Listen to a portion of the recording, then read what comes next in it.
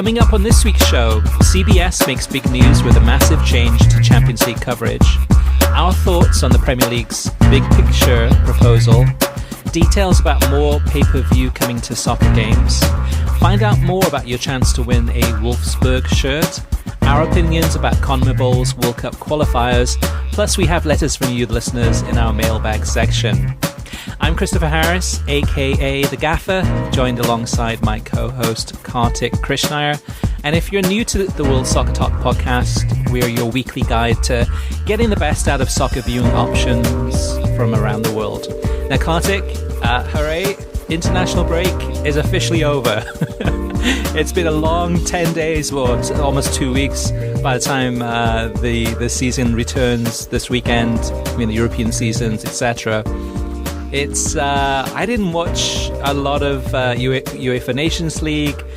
The vast majority of games I watched were CONMEBOL World Cup qualifiers. I had a chance to watch it on through Fanatis, the pay-per-view. Well, there's a streaming platform, right? But they in this case they had the games available on pay-per-view, as well as other broadcasters, DirecTV, Dish, etc. And the games themselves were great. Really very highly competitive. Peru against Brazil was a really good game. Peru had a couple of chances to win this one and really cause a shock, but it got a little bit physical towards the end, and Brazil came back and won it pretty convincingly score-wise. Ecuador against Uruguay. Ecuador causing a big upset there, beating Uruguay.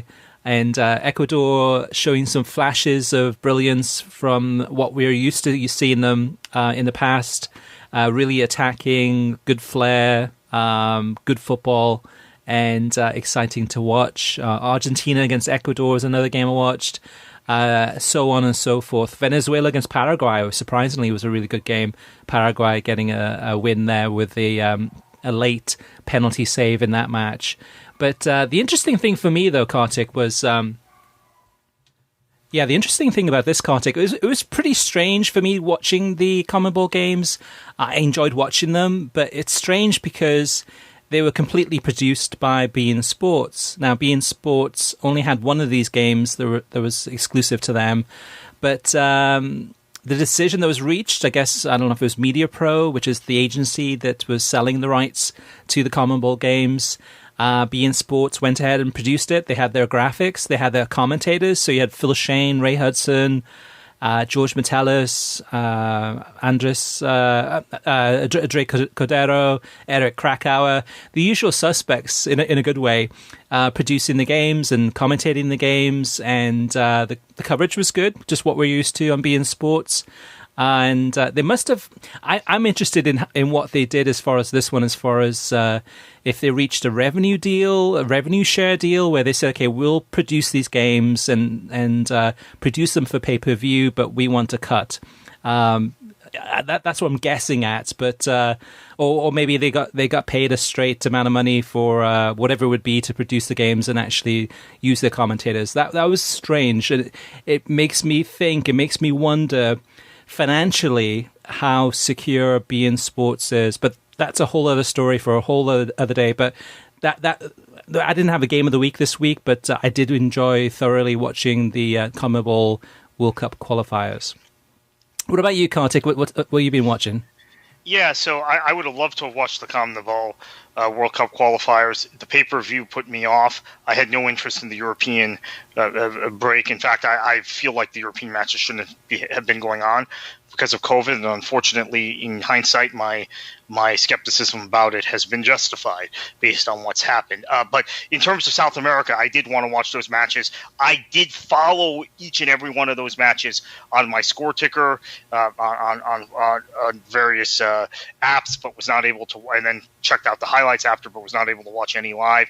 I suppose the match I would really am unhappy I missed was that Ecuador-Uruguay match you referenced. We have seen Ecuador at times be aggressive and open when they play in Quito because it's at altitude, right? We've seen that in past World Cup qualifying cycles. Uruguay, I think, has a phenomenal side, even with some of their aging superstars. So that was surprising to me. That result was very surprising to me, to see them give up 4 goals. Actually, before you go mention the women's games, I'm curious. Like, why did you think that the game should not have been played? Because of COVID. I think COVID is rampant throughout Europe. You're crossing international borders, and I think what we have found is the European Union has proven itself completely inept in handling this pandemic. So each individual country has had to take every individual EU member, and of course not every country in UEFA is in the EU anyway, but in terms of the Western European countries, each individual Western European country has had to put in place its own COVID protocols because the European Union has done such a poor job. And now, unfortunately, what we're seeing is by having athletes and teams cross international boundaries, you're leading to more spread. So I'm not sure the COVID situation in South America. Whose fault is that, though? Is it the UEFA's? No, but doesn't it come down to the players? I mean, like Tammy Abraham and some of the England players going out partying at parties. That's not the fault of the federation or the Football Association. It is. They should not be having these matches in the middle of a pandemic there is no reason to have these matches. It's not critical. I mean, having Euro 2021 or whatever it's called, I guess it's still called Euro 2020. It's not the end of the world if you have to just cancel the tournament. It's not the end of the world if you have to cancel Copa America. But they're acting like they have to make up all these matches, and they're being a lot less vigilant, in my opinion, than they were in March when they prudently suspended the season and suspended internationals. The pandemic is as bad now as it was then.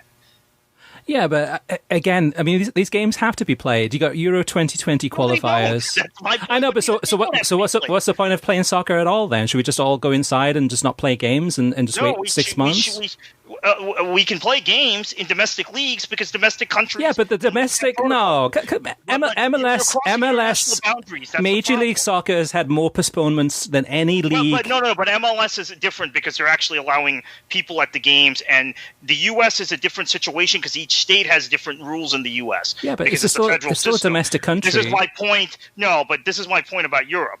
Okay, so if you have a league that's playing entirely within Portugal or entirely within within England, you can control certain things. You can't once you have international matches. The U.S. you can't control anything because every state has different rules. So I don't think MLS should be playing at all. I agree with that. MLS should not be playing. USL should not be playing. NISA should not be playing. But in terms of Europe, I cannot believe they had international matches. And it's no coincidence that Cristiano Ronaldo, the biggest name in the game, now has COVID-19. I know, but that's a result of these internationals. It may not be a result of the internationals. It may be a result of him going out and partying and hanging out and not taking doing the whole social distancing and all the steps required. I mean, to me, a lot of this comes down to the players' responsibilities to follow the guidelines and the protocols. I mean, with the Bundesliga, we had hardly any issues at all in the games that were played. But Major League Soccer, I guess in many ways you have, it was like 50 different countries really in many ways. Each state is so different.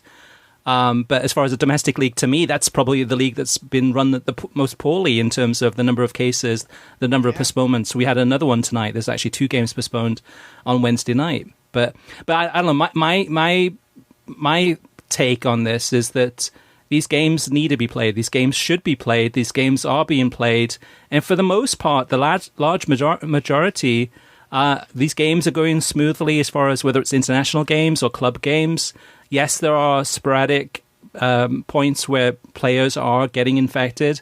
I think a lot of it's down to the players. I think they're probably breaking the rules and doing things that they shouldn't be. And that's not fair on the federations. That's not fair on the football associations from around the world. It's not fair on the clubs too. Is that if these players aren't following the guidelines, then they're more susceptible to catching COVID. I would agree with that, and I completely agree with the Chilwell, Abraham, I forget who the third player was, Sancho. Those guys going out and partying completely inappropriate. if you had to play any matches, okay, Scotland versus Israel had to be played.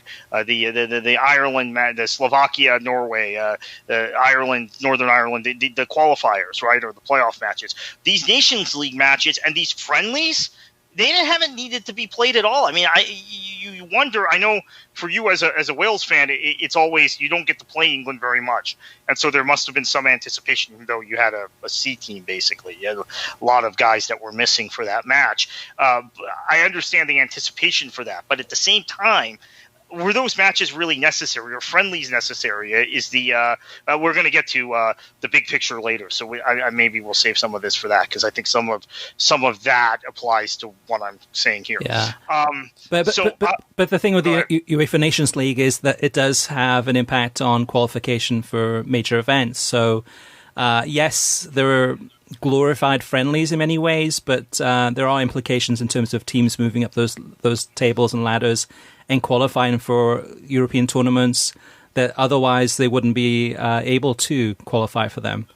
Which the whole UEFA Nations League, I mean, is kind of it's complicated, but there are routes and paths for these teams to actually progress and to actually qualify for tournaments. Friendlies out of the picture, but these are meaningful games.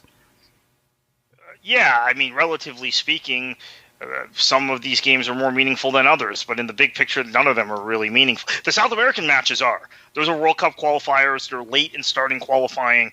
I understand that, and I think they may have more control over what's not Brazil, and not necessarily Colombia either. But some of those countries aren't having all of these issues like Western Europe is all of a sudden again. So and we'll see. I mean, we'll see what happens when November rolls around. I mean, I don't know that we're going to have internationals in November. I think we do. I mean, we've got World Cup qualifiers again for CONMEBOL. We've got the third round.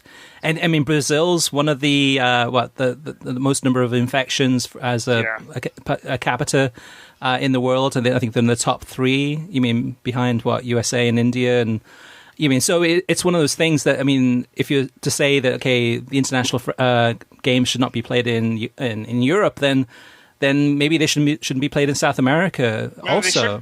Maybe they shouldn't be. I just think that at least in South America, the games had some, from my perspective, relatively speaking, they're more meaningful games than the games going on in Europe. Games in Europe, you could say they're meaningful for this competition or that competition, but they really, I mean, we have to start prioritizing things in this day and age. It also would have been nice to give some of the top professionals in the European leagues that have had to play football nonstop since June or July, or whenever their leagues restarted, a little bit of more of a blow. I mean, I was shocked. I mean, truthfully, I was sitting at a political meeting today, and I happened to be sitting next to our friend Neil Blackman. And I get an alert on my phone that England is playing Denmark. And I turned to him. I'm like, I've never seen a team play 3 matches in an international break. And he was focused on what was going on politically. He's like, oh, yeah, that's strange. And we talked about it after. But it was like, I was stunned to see in an international break they had forced 3 games for a single nation. I don't remember that ever happening. So that's another thing. It's like, I think they're just playing too many games. And they're playing too many games to make up for games that haven't been played in an era when, and again, I wasn't paying attention, so I thought England was done Sunday after that match Sunday. I didn't realize they had another game. And you're in a period with a pandemic where players are probably more susceptible and need more rest because of the pandemic. Instead, they're getting less rest under this regime. I mean, the reality is that these teams are rotating so many. I mean, England, as one example, have got so many players rotating into these squads that it's not the same. You mean the same team playing 3 games in 1 week. And the reality, Kartik, is how many games from UEFA Nations League or CONMEBOL World Cup qualifiers have been postponed? 0. Right? I mean, there are incidents happening where players get infected.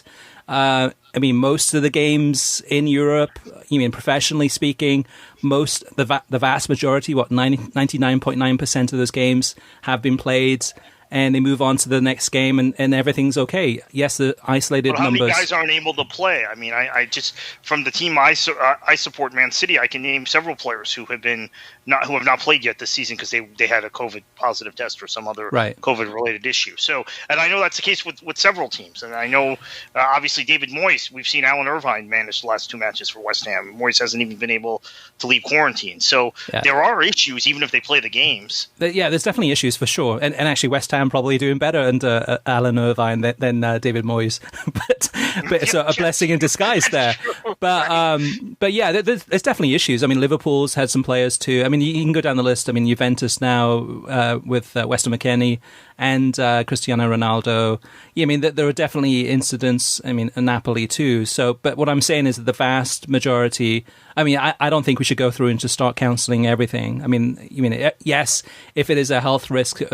I mean, and a lot of the Major League Soccer games have been postponed. I mean, in the last Colorado's had 3 games in the last. Yeah, I'm getting a press release every day with another postponement from MLS. But I think again, the U.S. In fairness, so we're saying we need to speak in relative terms. The U.S. is in a lot worse shape than Western Europe, and they have 50 different guidelines. And I think COVID is more out of control in the U.S. than probably anywhere in the world outside of now India and maybe 1 or 2 other places. But yeah, so anyway, moving on to women's football this weekend.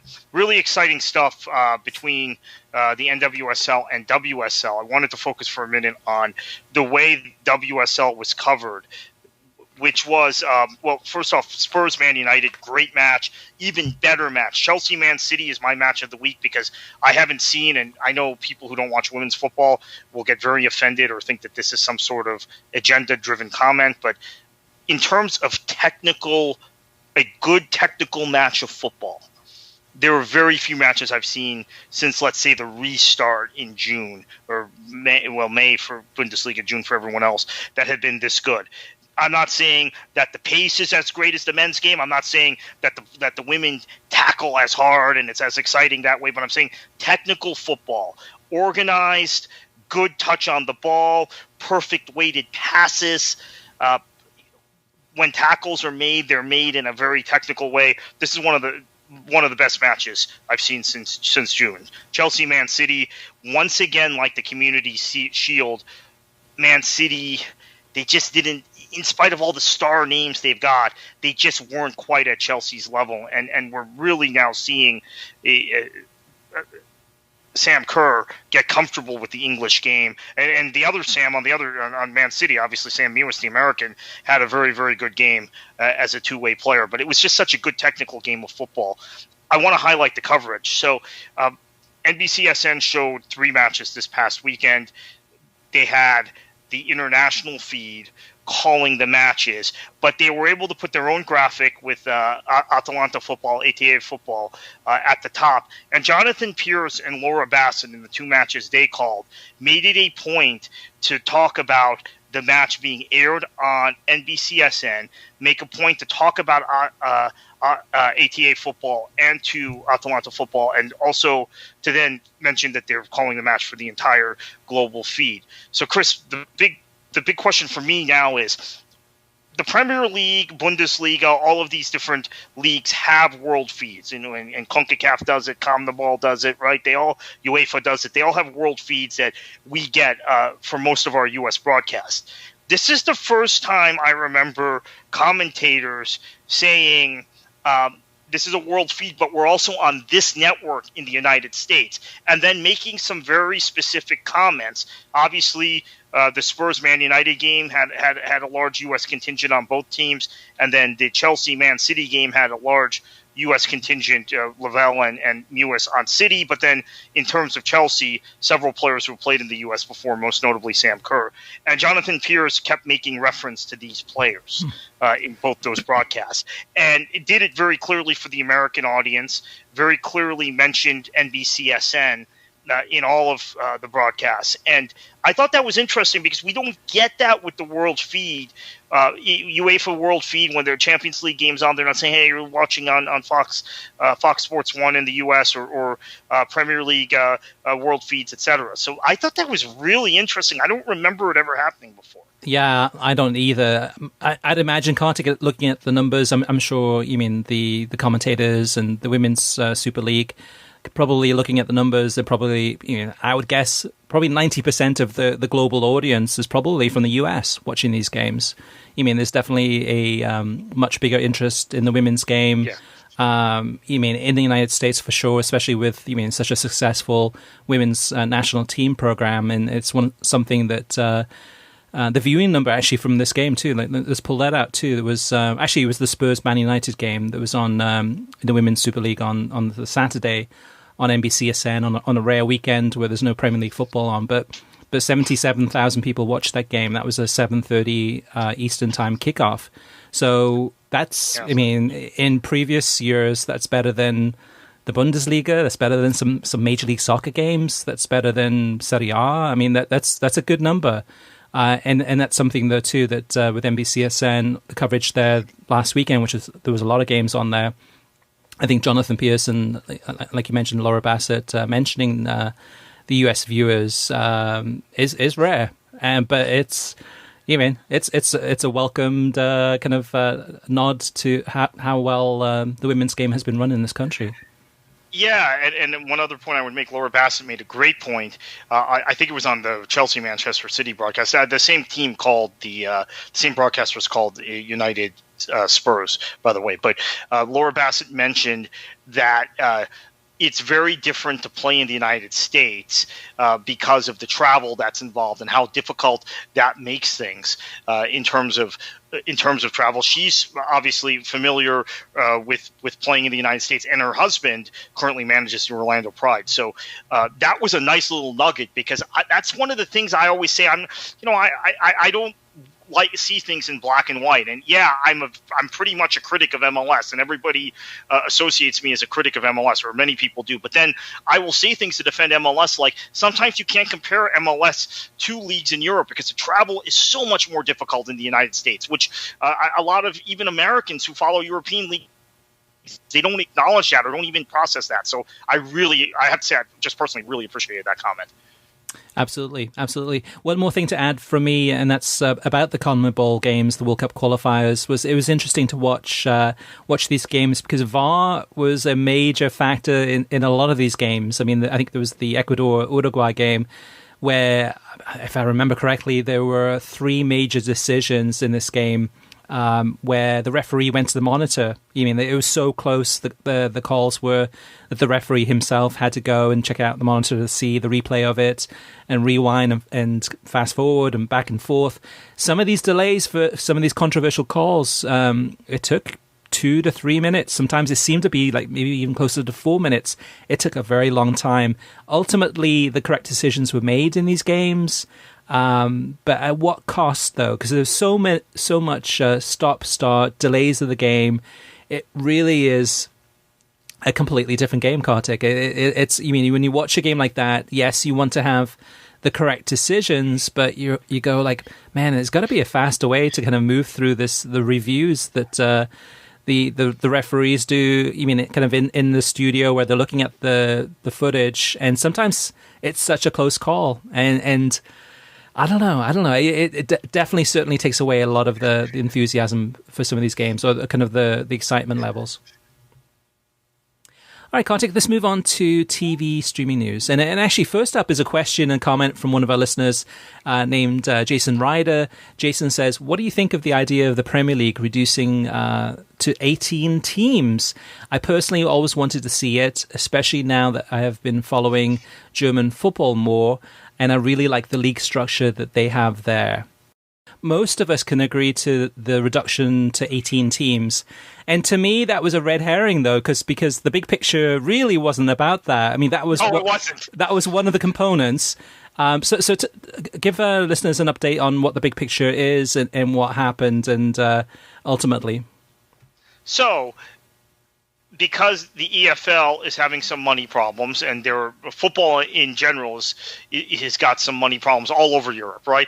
And there are numerous, I would say there are 24 lower division teams in England really struggling financially right now.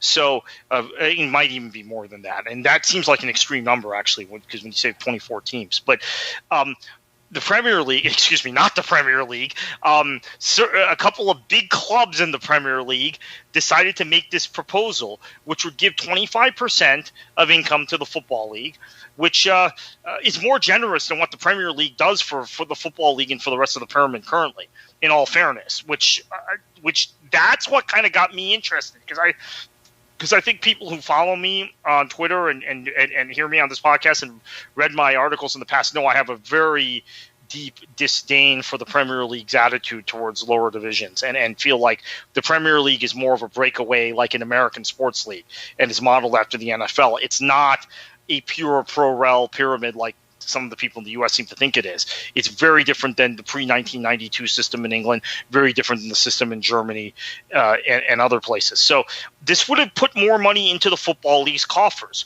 However, it also would have given, and I don't know what the best way to describe this is, Chris. Maybe I should just come out and say it. It would have given hereditary, permanent rights to the elites of English football. So it would have given the Big Six, we know who they are, Spurs, City, United, Liverpool, Arsenal, and Chelsea, in addition to three teams that they claimed were three clubs which they call legacy clubs, Everton, Southampton, and West Ham, effectively permanent status where they're getting more revenue than everyone else.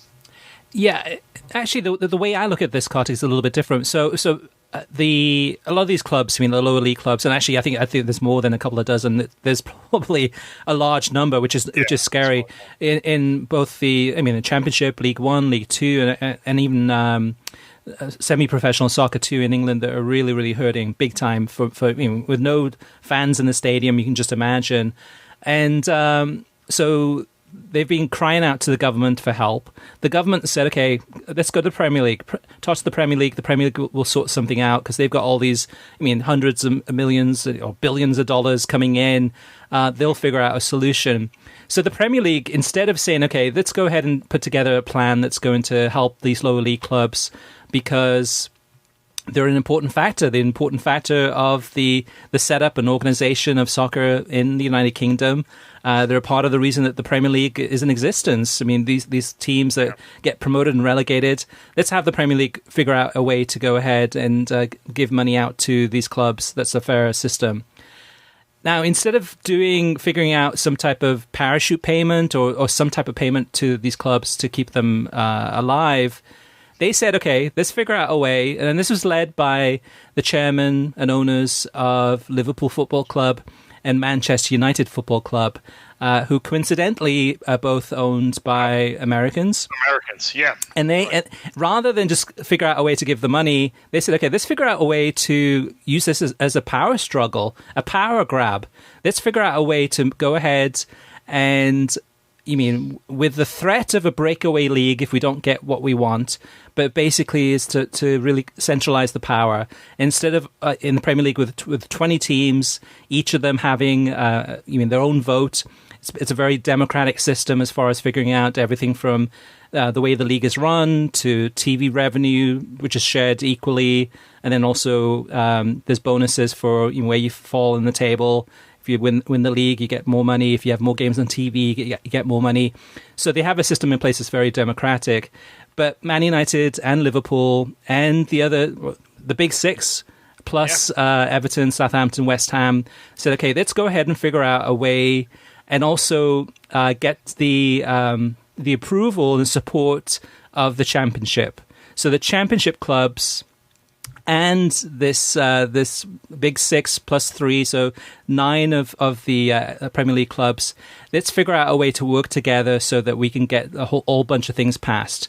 We can give the Championship teams a bunch of money, only if Man United and Liverpool and the Big Six and plus 3 are able to actually make some massive decisions. And those types of decisions would be, in power would be, to vote on whether or not a club can get a new owner. So if and effectively, Chris, I should mention that the way it was going to be structured, even though Southampton, West Ham, and Everton were going to have this built-in extra vote weight, also the Big Six could control, so they could effectively veto anything. The way the vote was going to be weighted.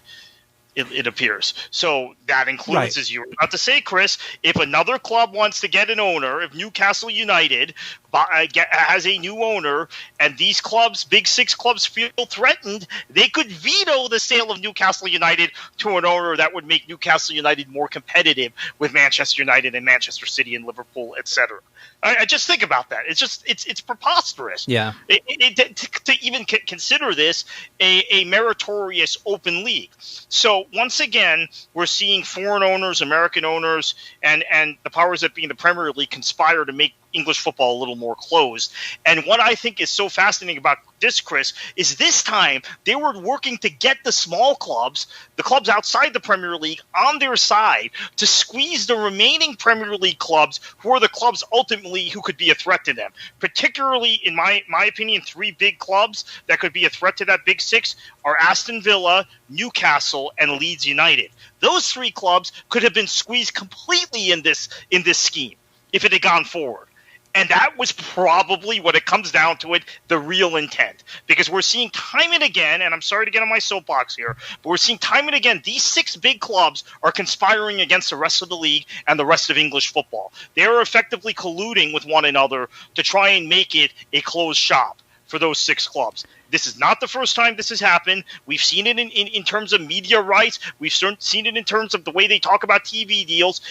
We see it the way they talk about revenue coming in and how it's distributed. So I've been very angry about this. I'll be perfectly honest, which is why now I'm expressing my anger to the podcast, and I'll turn it over to you. Yeah, well, the other thing about this too is that the reason that the Big Six clubs, which have most of the fans, have most of the TV viewers, have most of the success of Premier League clubs in Europe, and are the most successful teams, the reason that they wanted to get three more on board, plus the support of the Championship, is that in the Premier League, to get anything passed currently, you need 14 of the 20 clubs to vote for it.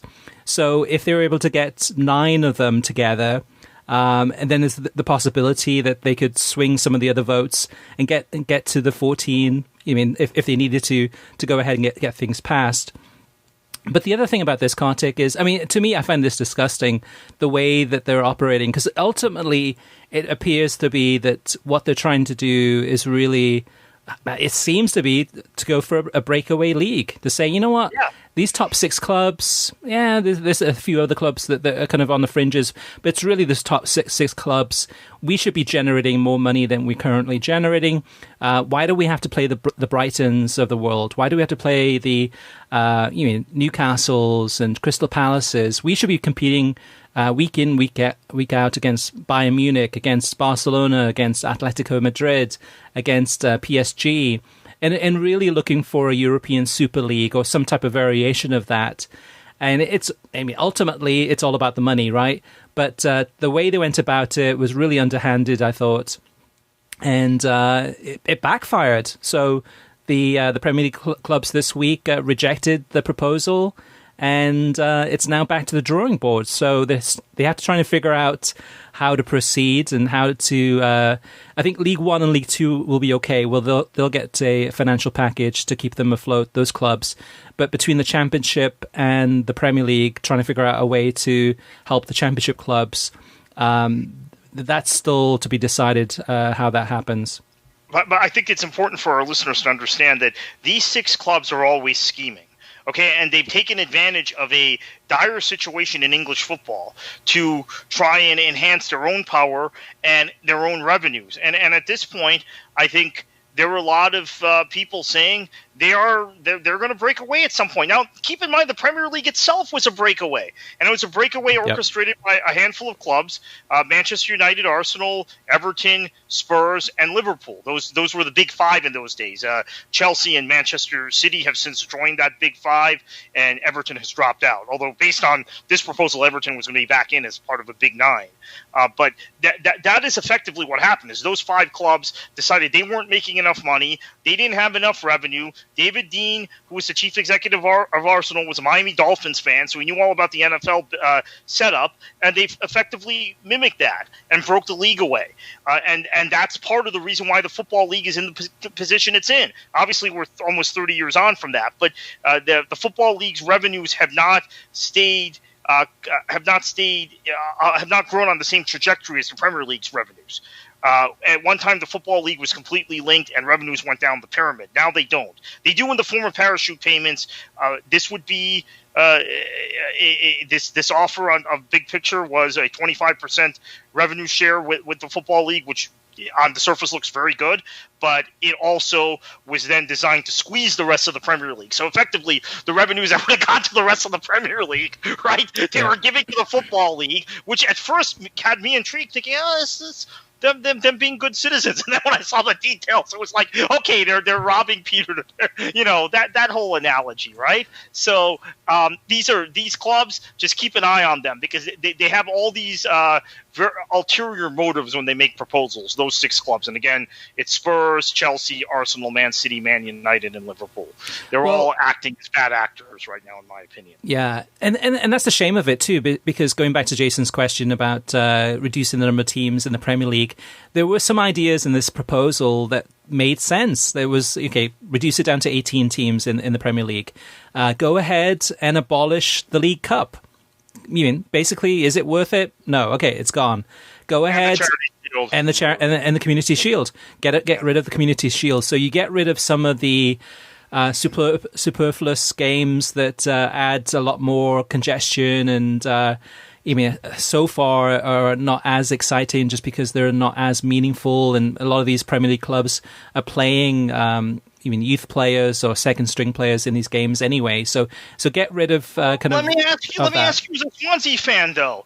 You won the League Cup, right? You're not going to win much silverware. Thanks. So no. I know. How fair is it to clubs like Swansea to get rid of the League Cup? Liverpool may not be interested in the League Cup. They're not interested in domestic cups, but they shouldn't take away that opportunity from other clubs. Which is how I interpreted that, by the way. We don't care about that, so let's get rid of it. I'm okay with that, though, Kartik, to be honest with you, because, even in the Championship, the League Cup is not as important as it used to be. And even some of the League Cup games, you have Championship clubs playing a lot of their youth and second-string players. Yes, it's great to win. It's great to win a trophy. If the League Cup did go away, I'm sure the clubs in the Football League would probably come together and figure out some new tournament that would be, just Football League clubs only, or some type of trophy or something as kind of a replacement for that. But that's the thing about this idea behind really kind of this project Big Picture is what they called it, is it had some really good ideas.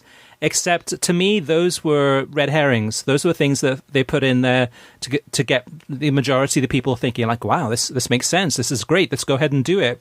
But don't pay attention to the shift in the power of this and what they wanted, really, which is being able to have, the Big Six to have a really influential voting power on things for the future. So they could make some dramatic changes. They could say, you know what, we're going to do a breakaway league. We're going to have a league of, say it's 10 teams, and we're going to compete in a European Super League, and we're going to figure out a way to generate more and more money for these clubs. And maybe also, I'm sure, Kartik, this is part of the idea of thinking, at least long term, let's get rid of relegation. These 10 clubs are permanent.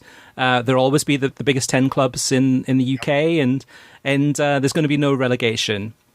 So this would have completely, if passed, this would have completely changed the landscape of English football as we know it. It would have changed the TV rights. It would have changed the League Cup going out of business, Community Shield getting rid of that, forming some type of European Super League perhaps for the future, which has been talked about for decades.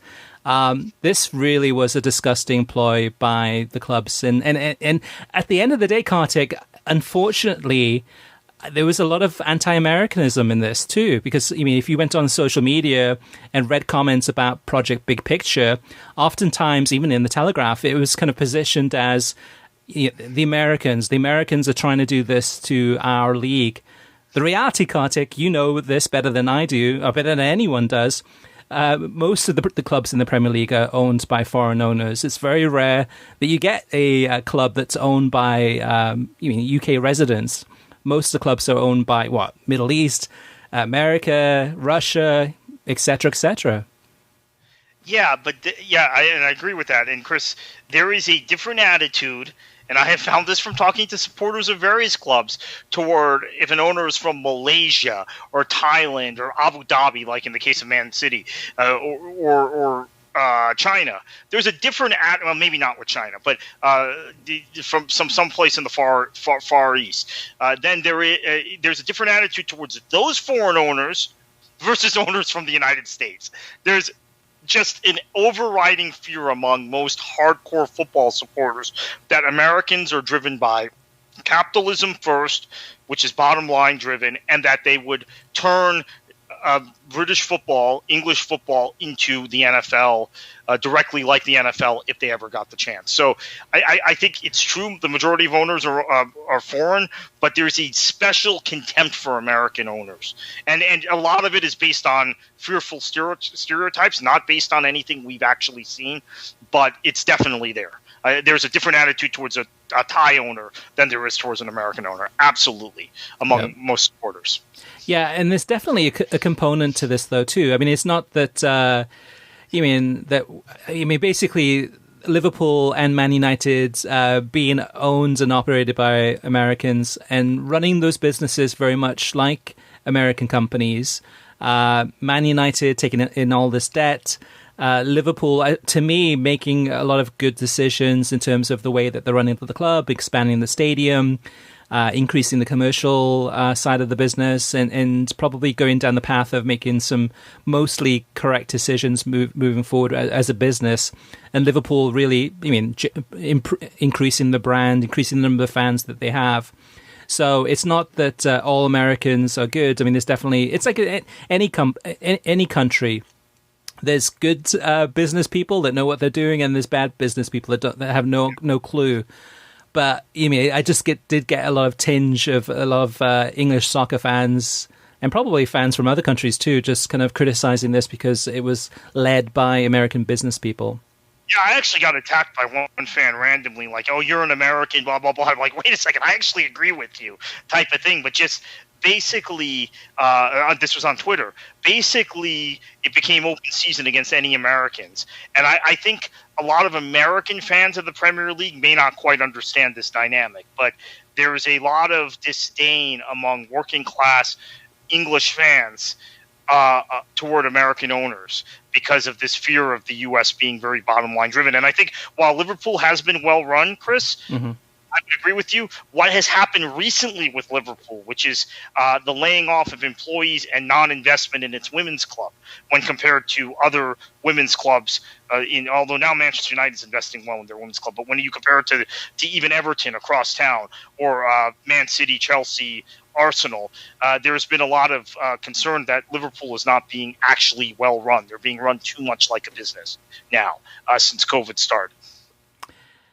Right, I agree with that. So let's move on. The next news item is that this is a story that we had the exclusive to. Actually, we broke the story on I think Tuesday of this week. Is that CBS Sports has unveiled a new live Champions League Whiparound show, and it's going to debut next Tuesday when the Champions League group stage begins. It's going to be called the Golazo Show. So Golazo, as far as kind of a really goal show, and it is a whip-around show because it focuses on 90 minutes of all the goals from all the games being played at the same exact time. So what it means, though, from that 3 o'clock Eastern to 5 o'clock Eastern window, the Golazo show will be available on CBS Sports Network as well as CBS All Access. What it means is that there's no one game that CBS is going to show on television. Every single game will be available for the entire season and moving forward, of course, exclusively in English on CBS All Access. But the Golazo show, the Whiparound show, will go from game to game to game. It'll begin with one of the games, probably one of the major games, and will feature commentary by Clive Tilsley or Peter Drury. It'll begin with that game, but as soon as goals start going in at the other games, it'll switch to that game, show you the goals from that. Maybe some other goals or other incidents or a penalty kick. It'll keep on moving throughout those 90 minutes. So for a lot of viewers and a lot of listeners, some will be upset. Some will be like, hey, why aren't you showing PSG against Man United? I want to watch that on television. Well, if you want to watch it in English, the only way to do it is to actually watch CBS All Access. They still have the 7-day free trial to watch it on streaming, and of course, you can always watch it on your big screen by connecting, your laptop or phone, etc., or Chromecast to there. What about you, Kartik? Are you what's your viewing option? So, like next Tuesday, for example. There's a whole bunch of games happening at the same exact time. There's 6 games happening, and all of them pretty much are pretty much most of them are must-sees. So, for example, you've got let me pull it up right here. You've got Chelsea against Sevilla. You got Lazio against Dortmund. You got PSG against Man United. You have Barcelona against Ferencváros, the Hungarian side. And RB Leipzig against Istanbul Başakşehir, and then Rennes against Krasnodar. So you've got all these games happening at the same time. How are you going to watch the Champions League when it comes to Tuesday? What's your viewing option of choice here, Kartik? Well, if I'm able to watch it Tuesday, because unfortunately I'm in the middle of this election campaign, so it's a big if, I will probably watch CBS Sports Network. Now, okay, so I probably will have one stream running on All Access, but I think I'm really intrigued by this. I mean, I am. I think because, we've seen these sort of whip-around shows on Fox and on 2DNA, but I think getting it as like the mainstream, as the number one option, it doesn't bug me. In fact, I'm really kind of intrigued by it because I think that there are, during the group stages of Champions League, we have seen how many times, Chris, how many times have we talked about, particularly since Turner got the rights, but even when Fox would show games, but there were clear tiers, right? The best game would be on FS1. There would be games bumped to Fox Sports Regional. There'd be games bumped elsewhere, Fox Sports Deportes, etc. How many times have we said, they should have shown that match on FS1. They should have shown that match on TNT. It happens every week. Yeah. So I'm actually intrigued by this as the number one option because I think you can't lose with this. I think so too, as long as it's well done. So it's difficult because it is live. It's happening. It's happening in real time. It's very difficult to be able to monitor all those games, looking for all the action. But we've seen it done successfully. I mean, the Zone of Football, we went to the studio at 2DNA recently. 6 to 9 months ago. We interviewed the guys there. We did a whole piece on it. We did an interview on the podcast. And Zone of Football, and also we've seen whip-around shows. NBC's done it with the Premier League many years ago. MLS has done it on NBC. I mean, you go down the list. Fox Soccer Match Pass used to have a whip-around show. It's possible. And actually, for me personally, I prefer it this way. I prefer it because I don't have one team that I support that's in the Champions League. I'm there to watch exciting soccer. I'm there to see the goals. I'm there to see all the incidents. And with Turner's coverage of the Champions League, I always felt that I was missing out because they'd have the one game, and oftentimes it'd be PSG against whoever. Before the game would start, they'd have a whole thing about basketball and Neymar and interviewing him about basketball. And I'm like, just get to the game, show me the game. And then meanwhile, the game itself would be a dead rubber. It's like, oh my gosh. And then you see maybe post-match, you see some highlights of all the things you missed. And you're like, oh man, if only I had known that was the game to watch. So I think that solves all of these things. I mean, for me personally, I will be watching it. I will watch the Golasso show and hope that it does well. I mean, thus far, with what CBS Sports has done since July with the Champions League and the Europa League, it's been top-notch. I mean, it really has been. So I'm confident that they'll put a really great effort into it. It's the first time doing it, so there might be some mistakes, or might be some things they'll fine-tune. But I'm really excited about it. And if you're a fan of Chelsea, if you're a fan of Man United or a fan of Barcelona, you can still watch those games in its entirety in the 90 minutes, both live and on demand. There's the CBS All Access, or you can watch it in Spanish language with Univision or 2DNA or Unamas or Galavision. So we have, if anything, more choices than ever before. And just go the path that's going to be the most enjoyable for you. That's what I would say to the listeners. right, Kartik, next up is a piece of news, not really TV streaming news, but it is news, and that is we have a jersey giveaway, and we've teamed up with Wolfsburg in Germany to give away their away kit. And have you seen what the away kit looks like, Kartik? Yeah, it's awesome. It's kind of this glow-in-the-dark. I guess it's dark blue or black. It's really black. Yeah. With kind of the green Wolfsburg color highlight down the side. It's a Nike kit, and it's got the Wolfsburg the VW logo in the middle. It's really an awesome kit. So have you seen a picture of the one we're giving away on the back? What it says on the back of it? I have not seen it. Kartik, you're missing out. It's John Brooks. Yeah, I know whose kit it is, right.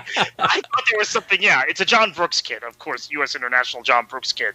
What you need to do, folks, is follow World Soccer Talk, which you should be following already, in all honesty. On Twitter. And follow Wolfsburg's U.S. account, which is at VFL Wolfsburg _US. Like and retweet the tweet to win a John Brooks Wolfsburg away kit, and we'll take it from there. Yeah, definitely. So this will run through till the weekend. There's a big the Bundesliga will be back this weekend, of course, and the Wolfsburg has a big match this weekend. So if you do follow at World Soccer Talk on Twitter, there'll be more information about entering there, just in case you forget. But definitely check it out. We're really excited about that. One more thing, Kartik, before we move on to the TV ratings in the news segment. And that is, I mentioned before, watching a lot of these CONMEBOL World Cup qualifiers on pay-per-view. Well, these past days, soccer fans in the US wanting to watch these games only had one option to watch the matches live, and that was pay-per-view. With the games priced at $30 per match, it's very likely that CONMEBOL will continue making the World Cup qualifiers available as pay-per-view only for this qualifying cycle. So the chances of these games being on television are pretty slim. The agency that has the rights to the CONMEBOL World Cup qualifiers is MediaPro. And according to one of my sources, MediaPro has been in contact with several streaming companies throughout North and Central America to offer them the opportunity to distribute the games on a pay-per-view basis. Now, with CONMEBOL, which is the South American Confederation, not being able to make any revenue from fans not being in the stadiums, that's the main reason why CONMEBOL is only offering these games as pay-per-view.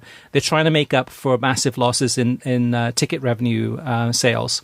So for soccer fans, this definitely sets a precedent that it's possible that other confederations may copy what CONMEBOL is doing and MediaPro are doing.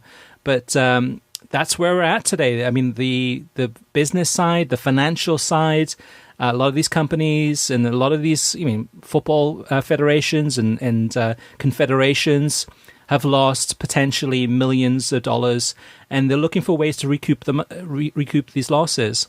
One of them is pay-per-view. So don't be surprised in the future if for World Cup qualifiers, whether it's CONCACAF, it's very likely it's going to be CONMEBOL again, but even other federations too, that pay-per-view may be a big part of soccer's future.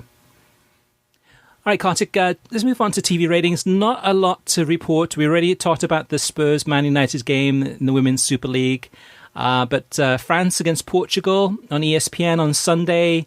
That was a mid-afternoon game, and 181,000 people tuned into that. And then LAFC against Seattle on ESPN on Sunday. And this was in prime time, and this was 173,000 viewers for that. All right, moving on to listener mailbag. First up is JP. JP says, think you're both putting too much expectations on studio analysis for the Premier League. For the most part, I ignore it, even for traditional American sports, and I just watch the games. All that's needed, it's a little lineup analysis pre-match, and then recap of the big moments at halftime, and then the end of the match, or cut to post-match interviews. Even the commentator recap and highlights from the World Feed on ESPN Plus matches are just fine. No studio at all. Not sure if the majority of viewers agree, but I think it's completely disposable, and the main purpose is to bookend the match and give it an air of professionalism and importance instead of the flip the switch method that FS2 often used for the Bundesliga. Now, Kartik, this goes against everything we've said and believe in many ways. I think that this whole, idea of just give us the lineup, just give us some highlights halftime, and then post-match, as soon as the game is over, that's cut to commercial, and then let's move on to the next program. That pretty much is Fox's Fox Soccer is their kind of their MO, right?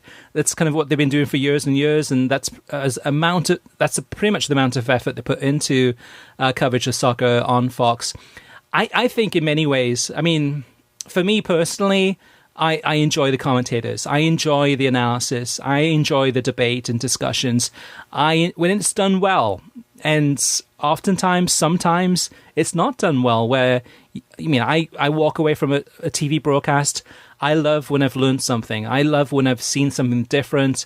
I love when I have something like kind of a deep thought that came from something the commentator said or something that the studio talent said. That for me is something that I enjoy. It's a bonus on top of the game itself. What about you, Kartik? Do you see JP's point though? I see his point in the sense that it's better than not having anything like what we had with FS2. However, the problem I have is that NBC set a certain standard for this, right? And from my perspective, they've regressed when compared to the competition, and at best, they've stayed in place when compared to their previous efforts. I think they've actually regressed, I think they've regressed relative to the competition. They've regressed relative to their own standard from beginning 2013, August of 2013, when they got the Premier League rights. So that's my real complaint. So if they had never set the standard, if they just had these 10-minute lead-in shows like Fox often had for Bundesliga on FS1 and no lead-in show like on FS2, then I don't think we complain as much. We take whatever we got as a bonus. Mm-hmm. But it's because NBC set the standard that it seems like they're backsliding pretty dramatically. And as they lose talent, they don't adequately replace this talent. I've said this over and over again. So that's my thing. They set a high bar, and we're judging them by that high bar. Yeah, the best example I can give really is the Premier League. And looking back to when Fox Sports or Fox Soccer had the rights to the Premier League, comparing that to when they sublicensed some of the games to ESPN, and you'd have a game on a Saturday morning or a Sunday morning on ESPN2, and it was Steve McManaman and Ian Darke oftentimes commentating and having a pre-match discussion, halftime discussion. That gave a bump to the TV viewing numbers. People responded to that. That resonated with the audience. And then when they went to NBC, when they acquired the rights after Fox Sports, that took it to a whole new level. That was like something that we hadn't seen before with the Premier League. Just really in-depth analysis, really fantastic coverage, and a lot of shoulder programming, hours and hours of shoulder programming. And with the NBC, the numbers bumped up too. So I think the stage we're in now too, that we've talked about quite a bit on this podcast, is that we feel that NBC has gotten complacent. The coverage has become static. It's become predictable. Not as good as it used to be, and they've failed to really raise the bar to the next level. Now, who comes in to get the Premier League rights when they're up in a year and a half? Is it a CBS Sports? Is it a Amazon? Is it somebody else that can take it to the next level, that offers the accessibility and makes it available easily, but also improves the coverage even more, that makes it something that's even a bigger hit than what it is today? I think it's a big component. It's a big reason we do this podcast too, where we talk about the coverage we do like and don't like, etc. Next up is Will, and this is based on a comment, or based on some opinions I gave in the last podcast, I think it was, where I mentioned that I'm loving these games. Games every day. I'm just missing the component of fans being in the stadium, hearing the fans singing, seeing them, waving the flags, and just really that atmosphere that cannot be replaced. Will says, Chris, you aren't enjoying the games because no fans can show up because there is a pandemic? First world problem much? In case you missed it, pandemic. You may think you are being mindful of that, but you really aren't. And obviously, I know that there's a pandemic on. All I was saying is that I enjoy the games. I would enjoy them more if the fans were in the stadium. I don't want the fans going in the stadium if it's not safe. But I just miss that component of watching soccer. That's all I was saying.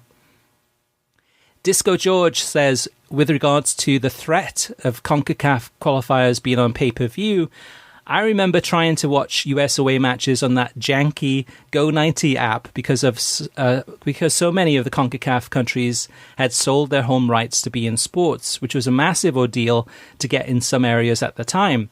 Twitter was ablaze with furious US fans even before that game in Kova because they couldn't get Go90 to work. Pay-per-view probably would have been a better experience than that. Go90 made Peacock look like the best app in the history of streaming. The Go90, it was free. It was from Verizon Wireless. It did well in many ways into getting beIN Sports into more homes in the United States. But there were some instances where it did crash just from the sheer amount of people trying to watch games, oftentimes US away games. I don't know. I miss it. I miss Go90 because it was a good solution, a good idea. What about you, Kartik? Do you have any memories of trying to watch away games for the US men's national team on pay-per-view or other methods? No, but I do remember watching the NWSL on Go90, and I couldn't stand it. It was a horrible app. In terms of the US on pay-per-view, Copa America in '95 is the last time I remember. Oh, okay. So there was the I remember that. Was there a game in 2000, the 2002 World Cup qualifying that we had to do pay-per-view qualifying? I can't remember that one. Yeah, I remember the 1995 Copa America. Yeah, I'm trying to. I don't remember. See, we thought we were going to have to do pay-per-view for Mexico in 2009 at Azteca, and then NBC Universal eventually put the game on Mundos, which was difficult for a lot of people, but people discovered they had the channel when they didn't know they had the channel previously. But no, I don't really remember that, but I do remember the Go90 app being very, very bad for the NWSL. The season of NWSL was on there. That's the other thing, though, too, Kartik, about this whole pay-per-view that Disco George mentions, too, is that next summer's Copa America, the rights have not been sold yet.